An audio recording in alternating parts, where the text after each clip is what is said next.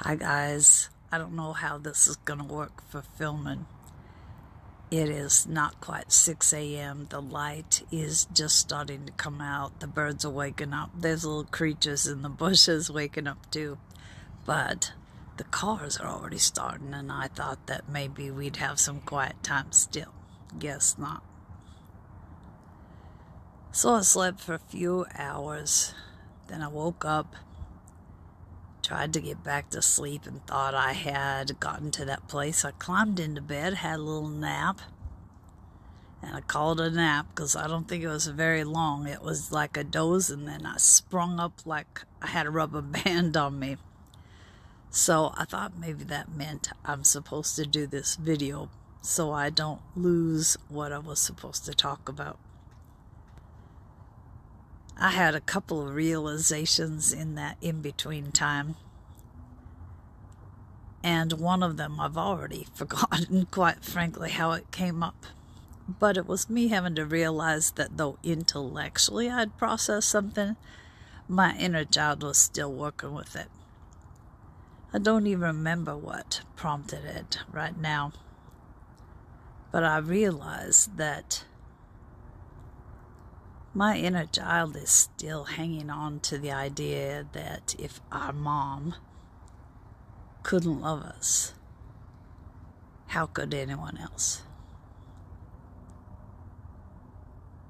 Now, I think that's something probably some of your inner children are hanging on to, and so I wanted to say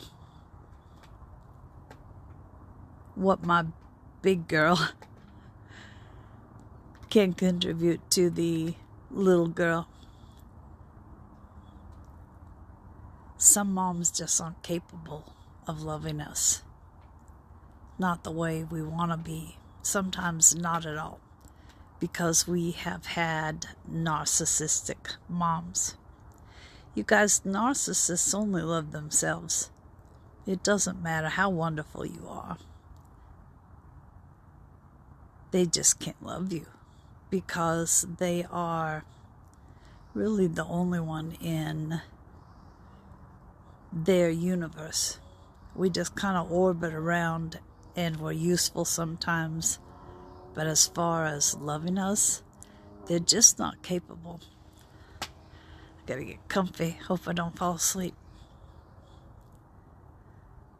So if your inner child is thinking the same thing, what's wrong with me? Why couldn't my mom love me? If my mom couldn't love me, who could? Because moms have to love their kids.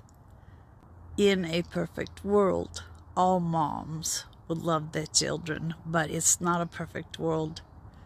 A lot of us have been raised by parents that have that narcissistic trait. And it's nothing against us. We have to quit making lists of all the things wrong with us that must be why our moms or our dads couldn't love us. It has nothing to do with anything we could put on a list. It doesn't have anything to do with us at all. To a narcissist, we're just like, how could I put it? You know, a piece of costume jewelry. When there's a ball and they need a fancy brooch, they might trot us out if we're something to trot out, you know, if there's something about us they can brag about, that kind of thing.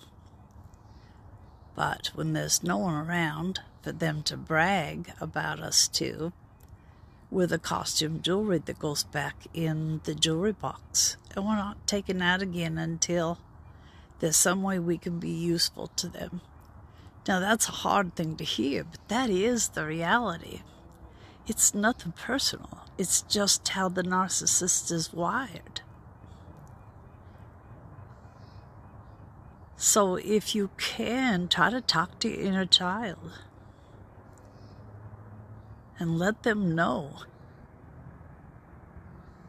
that the parent loved them, and I say that kind of like it has quotes around it, to the best of their ability, but with some parents, that's just not at all. And it has nothing to do with the kid. The kid's job is to quit going down that list of what could be wrong with them and to accept it's just the way it was. In the parent lottery, actually we picked them, but you figure out how to talk to your own inner child. But it has nothing to do with something being wrong with the kid. The kid could be perfect in every way, and the narcissistic parent would still find things wrong and find ways to demean them and make them think that they were somehow defective. It's just how it works. I don't know, maybe you could even say it's nothing personal, because if it wasn't the kid, it would be someone else. So that was the one thing. I got an itch, sorry. Probably a skeeter got me. Now the other thing was about how us kids of narcissistic parents tend to look at things. So those lists of things that we find wrong with us, they never seem to extend to someone else in the same way, in the same critical way. We are so good at making excuses for other people. We are so good at forgiving them or finding reasons why it was our fault and not theirs. And we are so good at seeing ourselves as never measuring up in comparison. But that's because we have this filter, I guess,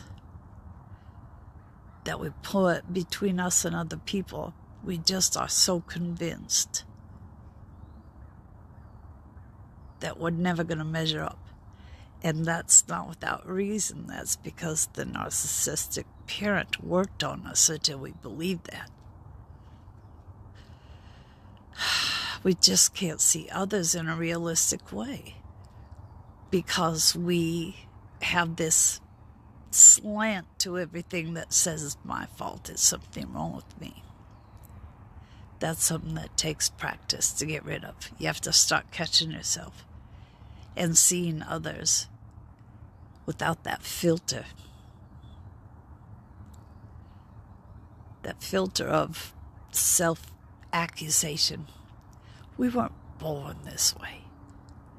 We were groomed, we were trained, we were conditioned, however you want to look at it. But we can break that hold on us. We can make the decision that we're not going to accept that grooming, training, conditioning anymore because it came from a parent that had a mental illness. It's what it comes down to, you guys. So you can still love someone that has a mental illness. You can still forgive them. But there's a point you have to quit making excuses for them and seeing their behavior for what it is. And there's a point you have to take off that filter and see it was a campaign for whatever reason. And you're not going to subscribe to that newsletter anymore. You can forgive them, you can love them, but you don't have to buy into it anymore. And so that was a long ramble, as always.